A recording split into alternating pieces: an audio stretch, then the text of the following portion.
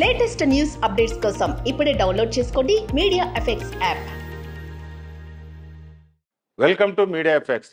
మనసిచ్చి చూడు సీరియల్తో తెలుగులో బుల్లితెరకు పరిచయమైన కీర్తి భట్ కార్తీక దీపంలోనూ ఆమె నటించింది. 2022లో బిగ్ బాస్ తెలుగు సీజన్ 6లో సందడి చేసింది.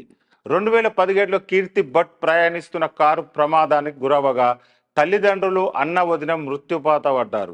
కీర్తి మాత్రం ప్రాణాలతో బయటపడింది. కానీ కొన్నాళ్ళ పాటు కోమాలో ఉండి ఆ తర్వాత కోలుకుంది. మళ్ళీ నటిగా కెరియర్ మొదలుపెట్టిన ఆమె ఇటీవల ప్రియుడితో నిశ్చితార్థం చేసుకుంది. త్వరలో పెళ్లి చేసుకోబోతుంది. ఈ క్రమంలో జంటగా ఓ ఇంటర్వ్యూ ఇచ్చారు. జీవితంలో తనకు ఎదురైన చేదు అనుభవాలను చెప్పుకొచ్చారు.